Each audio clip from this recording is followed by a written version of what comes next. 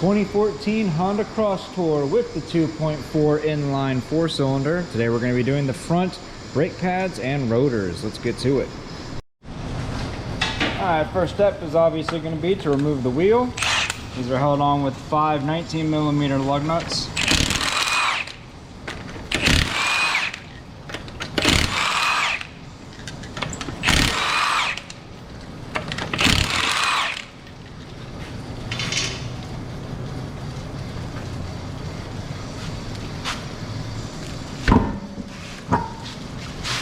Next, we're going to go ahead and remove the caliper bolts right here and down here.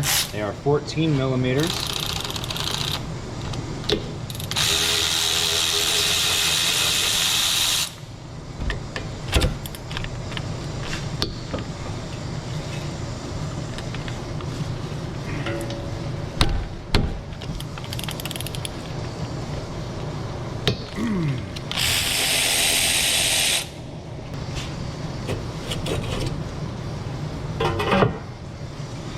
CV axle is blowing out right there. Fun. Go ahead and check your slide pins. You will make sure that they move. They're not rusted up and stuck. Next, go ahead and remove the caliper mounting bracket. 2 19mm bolts.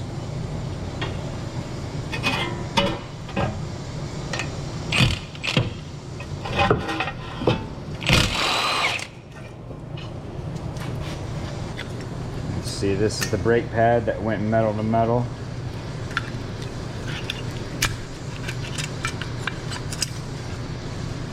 Let's go ahead and remove our old hardware.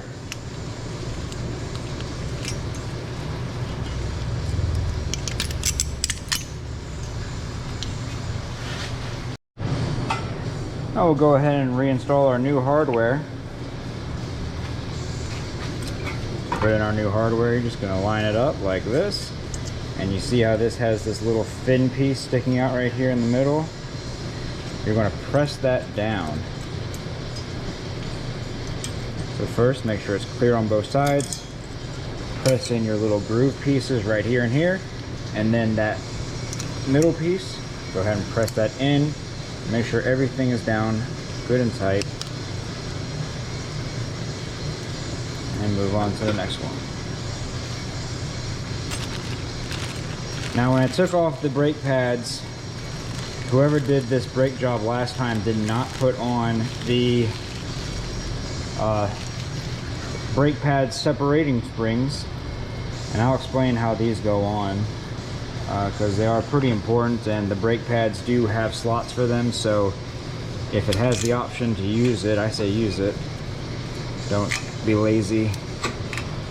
That's gonna do some damage later down the road. Alright, you can see on our rotors we have these 2 screws with the Phillips head. Now, if you try to put a regular Phillips on these are made out of very cheap, flimsy, weak metal, and they will round off extremely easy. And if that happens, you will have to screw these out. You're gonna have to drill these out. So I do recommend getting yourself a slap screwdriver with a Phillips tip and using this tool for precisely this.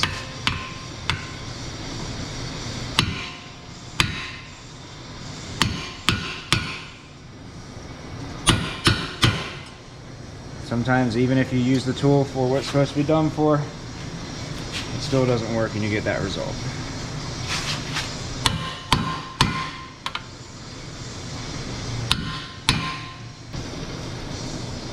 Oh, I got one. Nice.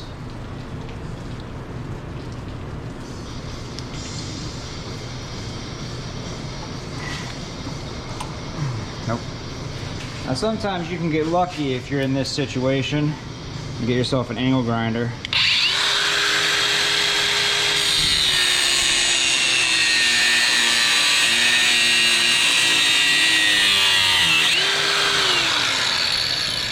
Put a little slit there because we're going to be replacing the rotor anyway. Obviously, be careful of your studs. Don't want to damage these threads.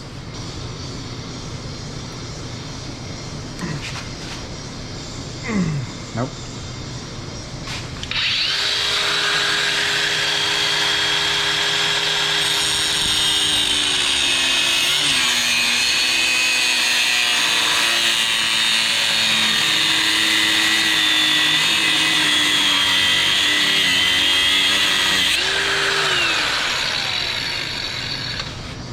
knock the material off of that.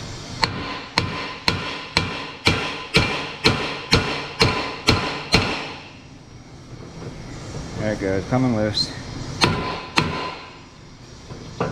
Yes. There you go, shot it out.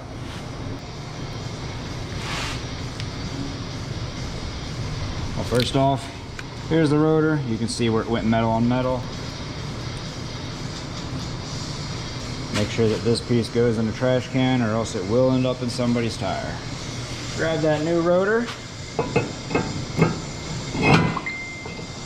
And install. There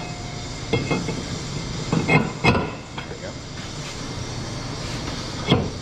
Now you technically do not need to put these screws back in. These are only there from when the car is being manufactured to keep the rotors down tight while it's going down the assembly line or whatever, so that the rotors can stay where they need to stay. These are not required.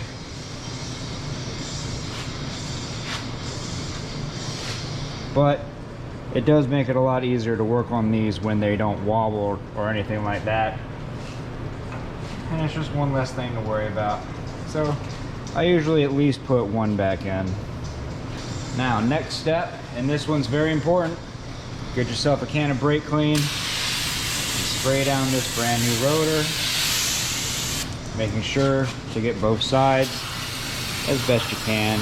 Doesn't need to be perfect, but when these rotors are made, they're dipped in oil so that while they're sitting in their boxes, they don't start rusting. And you want to get that oil off before putting brake pads on here, because your brake pads will actually absorb that oil and it'll deplete the life expectancy of those brand new brake pads. And obviously, you're going to want to avoid that as much as possible. All right. Got our caliper bracket. Get some brake part lube and put some lubrication, just a dot in these spots, right where the brake pads will be sitting, and that'll stop them from locking up.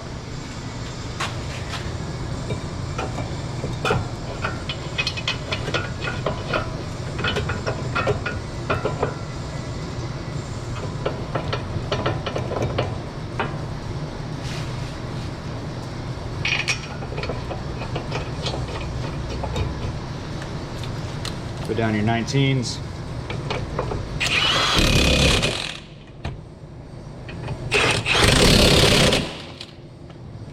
Next up, we're going to go ahead and compress our caliper pistons back in. To do this, grab the old brake pad and your nice trusty C-clamp.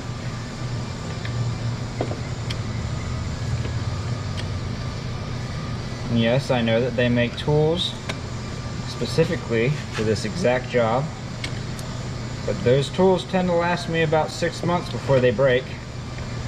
I've had this C-clamp for about 10 years, so C-clamp wins. I'm just going to keep doing what works. Now, because this is a dual piston caliper, you'll see that they're going down at a bit of a different speed. That's to be expected, because getting it perfectly center with this part of the caliper in the way is pretty much impossible, not worth it. But as long as you close it up at the end, like I'm doing right now, you can see that I have both of them down perfect. Break that loose, remove your old brake pad, and throw it away.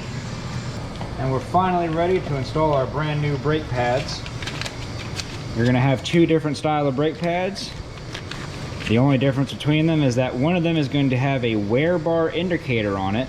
That's this little piece of metal right here. And what that does is when the brake pad wears down to a certain point, it starts to grind into your rotor to make a high-pitched squeal and let you know you need to change your brake pads.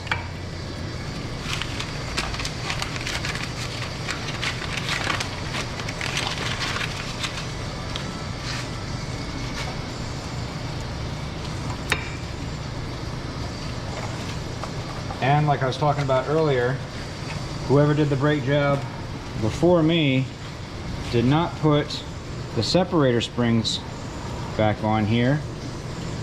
but the brake pads come with holes for them and the springs themselves. So if it has the option to have it, I definitely prefer to have it. These will increase the life of your brake pads a lot, because what this does, as you can see, is it's going to separate them from the rotor so they're not constantly touching unless they need to be when the brakes are applied.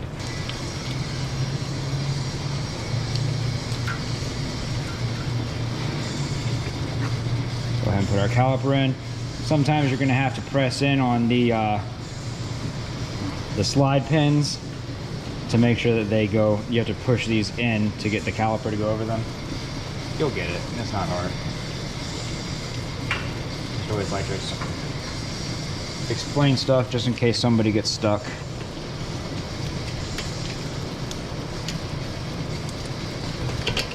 There you go. Go ahead and start these by hand.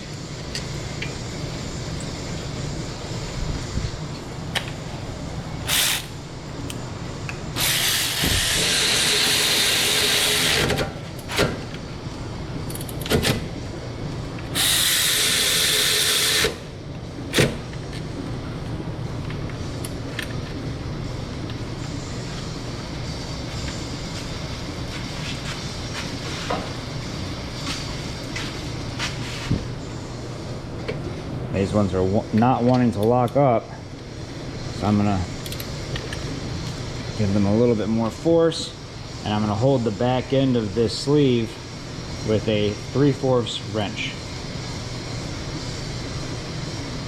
I'm gonna get that down to the bottom because I want these down tight. I don't want them to do what they want to do. I want them to do what I want them to do. And there you go. That makes me feel better. And that's pretty much all there is to it. Put your tire back on.